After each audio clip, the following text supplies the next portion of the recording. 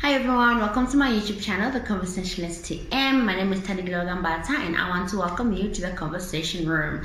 If it's your first time joining us, welcome. If you're a returning viewer, subscriber, welcome back and thank you so much for tuning in. Now, it has been a minute.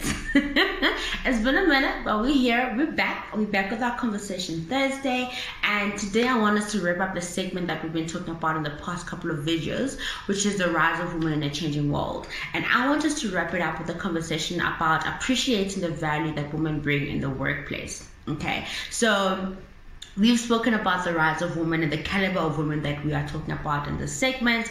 A woman who is choosing differently, a woman who is allowing herself and choosing rather to pursue her goals, to pursue her career goals, to pursue the ambitions that she has, and just to become the woman that she wants to become in the different spaces that she's in. And also about accepting that women are occupying different roles, women are occupying different spaces, and allowing them to do that without the unnecessary biases and discriminations that we tend to have against them as society. And society means obviously the male counterparts, as well as other women whose view of women is influenced by either a patriarchal background or patriarchal system that they may be operating in. Right now, when we talk about appreciating the value of women in the workplace, two factors come to mind. One is you know that you are valued, you know that you are appreciated, you know that your worth is appreciated by how you're being remunerated, right? So how you're being paid is an indicator of whether or not the organization you're in actually values and appreciates the work that you're bringing in. And the second factor is progression. So how you tend to progress within the organization and the rate at which you progress is also an indicator of whether or not you are being appreciated and the value that you are bringing to the organization is being taken into consideration and is being appreciated, and therefore how you progress is an indicator of that. Now let's talk about remuneration. I've been reading a lot and thinking a lot about how the unemployment rate and the rate at which women come in and leave the labor force is as compared to men. And one of the interesting factors that I've actually been looking into is the gender pay gap, and the fact that we still have major issues when it comes to the unfair pay that women get for the same amount of work that they're doing and that they're bringing in as opposed to their male counterparts. Now, in South Africa, as of 2019-2021, the average gender pay gap was at 30%. So basically, a woman will be paid an average 30% less than their male counterpart for the same amount of work for the same role that they occupy. I cannot think of any justification or any valid reason why women should actually be paid less than men to begin with, and why we are still sitting at a 2-digit average difference in South Africa when women have been entering the labor force for so long and for so many years. Why is it that a candidate cannot be remunerated the same as every other candidate who sits in the same role, who does the same work, whose expectations are the same? So if you're expecting the same KPI expectations, if the deliverables have to be the same, if the amount of work needs to be the same, why then am I being paid less based merely on the fact that I am female? What could the justification be? Because it simply tells me as a female candidate that you're not valuing the fact that I am bringing something to the table. You're not valuing the fact that I am worth the fair pay that I need to be getting, and my work shows for it. And you're just basically having me there for whatever reason that tickles your fancy for having me there, right? And you're not willing to actually say, oh, Lerato is bringing in 100% and therefore we need to be paying 100%. And when Lerato starts bringing in 70%, you ask yourself, why is she bringing in 70%? Because you're only remunerating her 70%. The average 30% you're not giving her. So how can you expect her to bring in 100 if you're not paying her 100? So we still have those kind of issues that we face and that women face in various organizations in various sectors. And it begs the question, why is it that society is so resistant to actually value and acknowledge the fact that women do bring value to organizations? Women are worth the work that they bring in, they are worth the deliverables that they're delivering, and should not be discriminated on based on their gender. And it makes me wonder, what will it take for us to get to a point where competency is not based on how I look, competency is not based on my gender, but competency is based on, am I capable? Yes. Do I have the qualification? Yes. Do I have the skill? Yes. Will I be able to do the job? Yes. And therefore I'm competent enough for the job, and then worthy of the value that I need to get in terms of remuneration. And the fact that my male counterpart is also just as capable as me, is also bringing in the same amount of money, does not make him the same amount of work, does not make him more worthy of it merely because he's male. Because what then this means is that we are lacking on the transformation part, because transformation is a holistic concept, right? It cannot be taken in parts and in parts and pieces. If you have opened up the door for me to enter into the organization, if you are saying we have created a place for you in this organization, then you equally need to say we want to value you for the work that you are bringing into the organization. Because you cannot tell me that there's an organization that exists out there that has opened the door for women and can come back and say, but we don't see the value of why we have women here. You can't tell me that. Then why are we not paying women the same pay as men? Why do we still have a 2-digit average difference when it comes to the pay of men and women who are doing the same work, who are doing the same role? Make it make sense. Make it make sense, because I would like to understand what is the rationale, what is the reasoning behind the decision makers who are putting together these packages, who are deciding to do these things.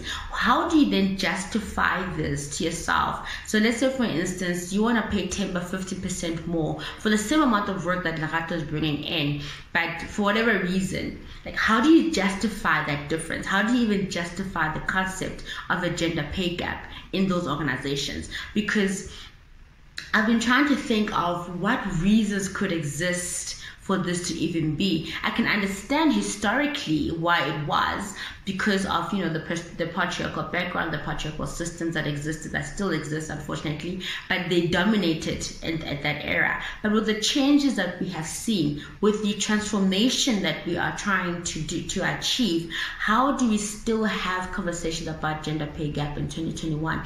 To the extent that there are legislative discussions on how legislation can be used to actually get people to bring those changes in their organizations. Are people really that stubborn?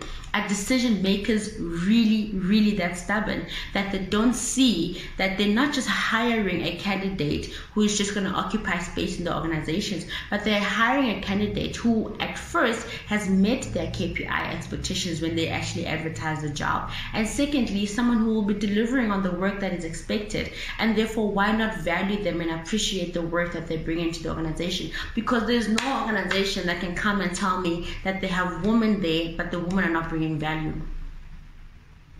It can't be. It really can't be. So it begs the question, what will it take for us to be rated based on our competency, based on the work that we are doing, and based on the value that you're bringing to the organization?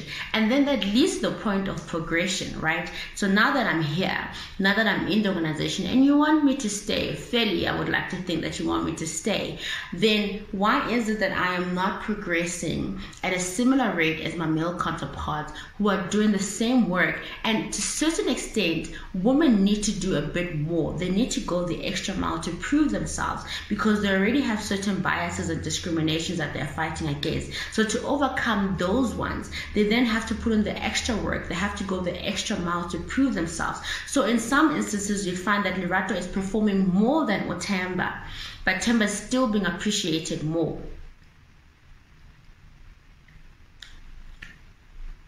I don't get it. I don't get it. I don't get why is it that if you are willing to fast track a Temba, you're not willing to fast track a Lerato, who is actually bringing in the same amount of value to the company, if not more.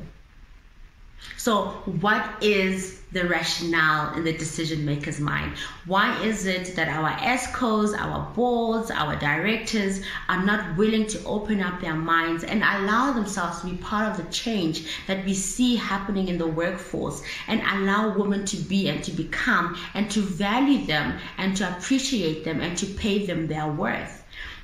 Because there's no amount of justification that can justify in that in 2022 we still have conversations about gender pay gap. And it's not as if the conversations are not taking place. It's not as if the problem is not an issue that people are aware of, but people are just stubborn. People are just stubborn to a point whereby they have these ridiculous unwritten policies, and then they want to then expect women to be the ones that advocate for their own fair pay, when we shouldn't be having that issue to begin with. Because, to be given an example, when someone says to me, oh, but women need to negotiate their pay better when they get, offered something. How am I going to be able to negotiate my pay better when I don't even know that I'm being discriminated against to begin with? So if I'm a woman in my current role, I have no idea that Timber is being paid 30% more than me at an average. How am I supposed to then negotiate something better than Otemba, because I don't even have the knowledge that I'm being discriminated against in the beginning?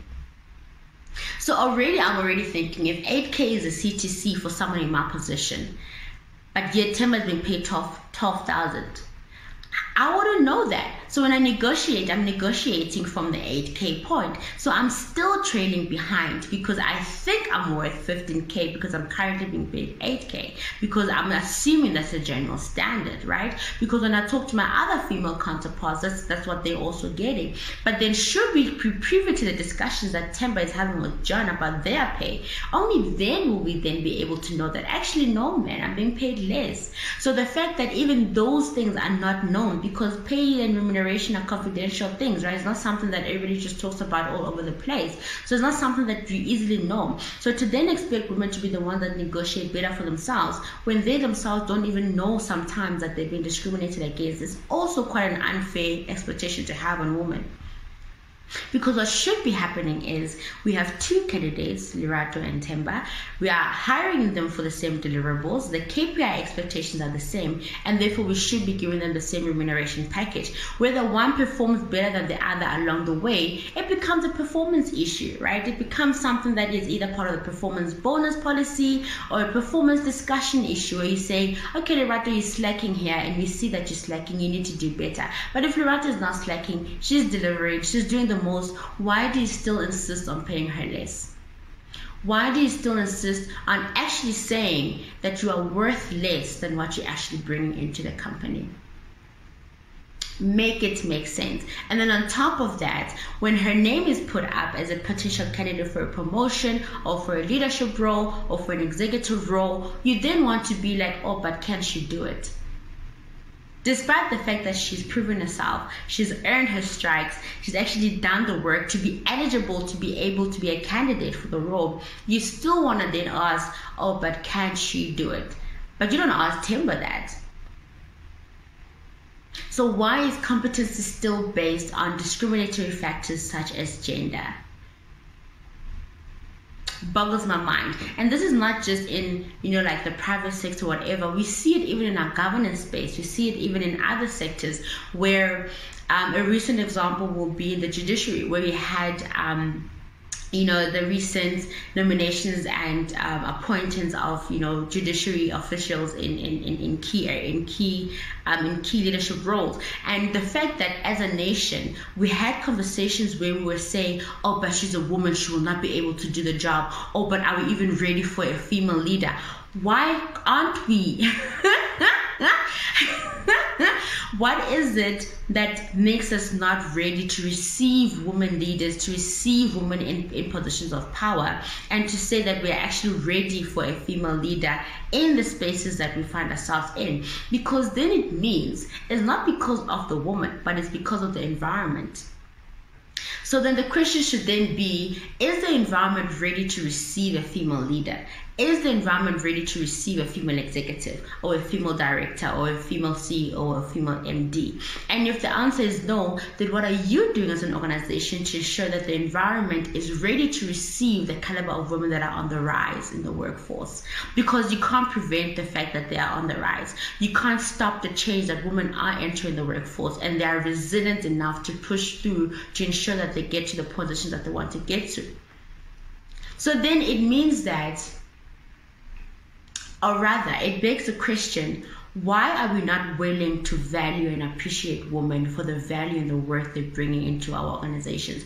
Why are we still being resistant and stubborn in actually accepting that women are coming up to the party? They are bringing their part of, they are bringing themselves to the table, and they are bringing their work to the table as well. And they're not just going to be there to suit or to fit into a quota or to meet a requirement, but they're actually there to do the work. They're there to fulfill their own career ambitions. They're there to fulfill and to build themselves up. But yet we are refusing to see that by how we treat them, by how we value them in the organizations. Because if organizations are truly appreciating women, valuing them for the worth that they are, we still wouldn't be having issues of gender pay gap. We still would be having issues whereby we have a predominantly male-dominated executive pool of people in South Africa. And it's not as if we don't have competent managers, we don't have competent executives, we don't have competent directors who are female. It's just a matter of saying we are just not willing to look at them and to acknowledge them and to value them and to award them accordingly. And we still have questions like, will she be able to do it? You'll only know if you give her the chance. Give her the promotion and watch her prove herself. Give her the leadership role and watch her prove herself. And should she fail, let it be based on the rate of failing as an individual, candidate, and not then generalize it and say, oh, but women cannot do this because so and so failed at it. How many times do men fail in these leadership roles, but you don't see the labor market saying, but men are not competent to do the work? So why is it that we are still insisting on being so discriminatory against women? Why is it that we are still insisting on not valuing women for the worth that they have and for the value they actually bring into the organization? Because you can't tell me that they're not bringing in value. You just can't tell me. There are so many female leaders who have been given the opportunity, who have been given the platform, and have shown that women are able and are capable. So why can it not be a generalized standard to say, let us put aside our biases, let us put aside our discriminatory behavior and actually look at candidates based on what they can bring to the table? Because it goes back to the whole transformation agenda, right? And I always say this, guys, gender transformation is not different from racial transformation. You can't speak about transformation and want to exclude transforming organizations when it comes to gender, transforming organizations when it comes to equal pay, transforming organizations when it comes to escalating and making sure that women are progressing in the organizations. You can't talk about transformation and still insist on sidelining women in that process. Then you're not transforming.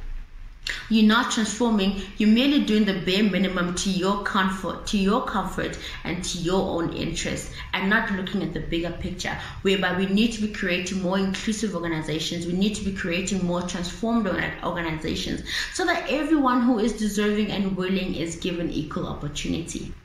Because that is the kind of society we're trying to build, right? Where there's equal opportunity for all people. And if you're able to do the job, you are competent to do the job, we give you the opportunity to do it, and then we allow you to prosper and be great, So that is a question that I have today. And unfortunately, the more I think about appreciating the value that women bring into the workplace, it's more questions come up as opposed to answers. And at the end of the day, it sits with the thing of the decision makers need to be the ones that are making decisions differently. Whether from an HR perspective, from a recruiting perspective, from a director's perspective, they're the ones who need to sit with themselves and say, look, this is what is happening. The world is evolving. The environment that we're operating in needs to evolve, and therefore we need to do things better. We need to treat women more fairly. We need to treat women with the same amount of value.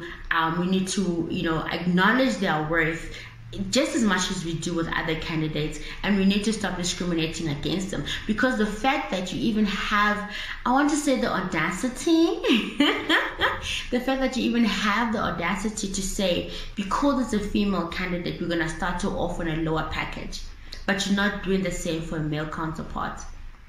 It goes back to the whole point of, people of color being given less or being treated less just because they are seen as quota occupiers or seen as BE requirement fulfillers, which is a mentality that we need to change. If you're opening up the door for me, if you're saying that I'm giving you a position, I'm giving you space, do it wholeheartedly or don't do it at all. I'm tempted to say that. Right? It's either you're going to do it fully or you're just not going to do it at all, because you're going to frustrate me in the process. And then you wonder why women leave at a certain level or at the rate that they leave your organization. But you're not questioning yourself about, is the environment receptive of the people that we are bringing into it? So, I guess instead of us talking about appreciating the value of women, it's actually a question of, are we actually appreciating the value and the worth that women bring in the workplace? And what are we doing to ensure that the environments that we are creating are receptive of these women, are receptive of the value that they're bringing, and we are then giving ourselves, we are allowing ourselves to do what needs to be done. And it's a basic thing. It's a simple, basic thing. You would think it's just a basic thing to say, if we are offering 8K CTC on this position, it's a general offer. If we are promoting people, it's at an 8K scale. If you're promoting them to the next level, it's at a 12K scale. If you're promoting to the next level, it's at a 15K scale. Why then does it have to differ based on, no, we're promoting Lerato over Timber? Why is it that companies are still insisting on investing more on male candidates as opposed to female candidates? And not allowing the female candidates to prove themselves, to show them that they can actually do the work. And I don't think that they're not even doing that.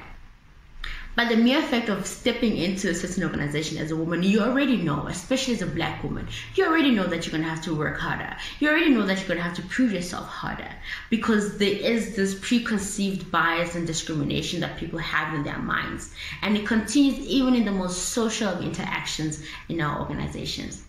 So what will it take for us to get to a point where we're saying, competency is not going to be looked at based on gender, but it's going to be based on the skills, the abilities, and what she's bringing to the table. And if she's competent enough, if she's able, why not? Perhaps that's what the conversation is to be in those boardrooms, right?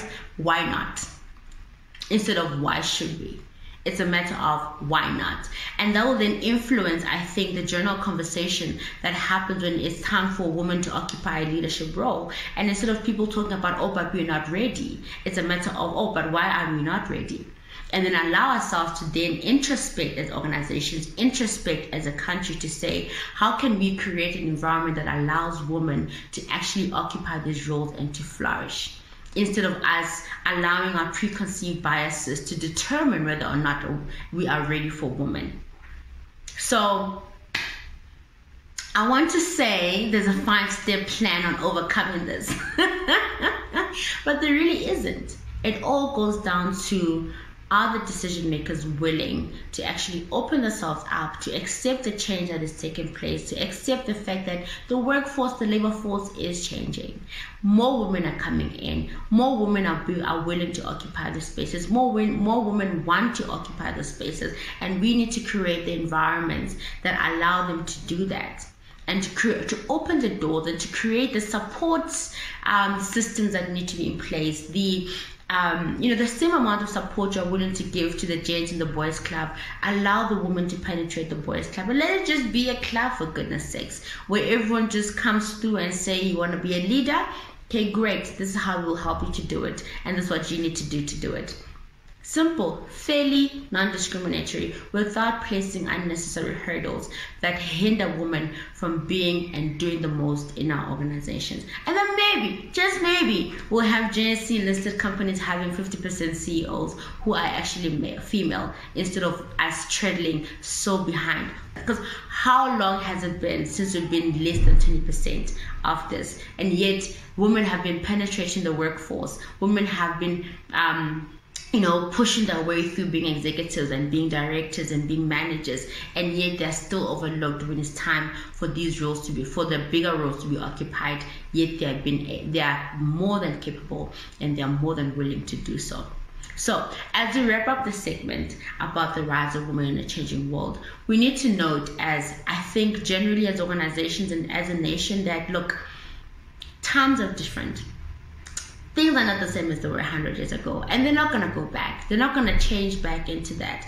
And the sooner we accept that there is a change that is happening, the sooner we accept that society is changing, the role of men and women is changing, and men are occupying different spaces, women are occupying different spaces, people are making different choices for themselves, and we need to accept that. We need to get on board with the change that is happening. The easier it is and the quicker it will be for us to implement the necessary processes to ensure that our organizations are changing accordingly, our government spaces are changing accordingly, our leadership positions are changing accordingly.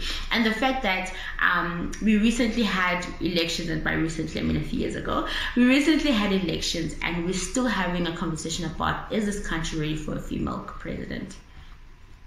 Despite who the candidate is, but we're still asking ourselves, was our country ready for a female candidate? And going to elections soon as well, we're still wondering whether is our country ready for a female president, and placing the burden on the female candidate to prove herself, as opposed to us actually internalizing the question and saying, why are we even asking the question to begin with? 20-something years into democracy, our democracy is approaching 30. And a 30-year-old is deemed a full adult. So if our democracy is approaching full adult stage, then why are we still treating her like a baby? If we say we are a democratic state, it needs to reflect in how we do business on a daily basis. It needs to reflect in how we operate our organizations. It needs to reflect in how our government system works. Because having quotas is great.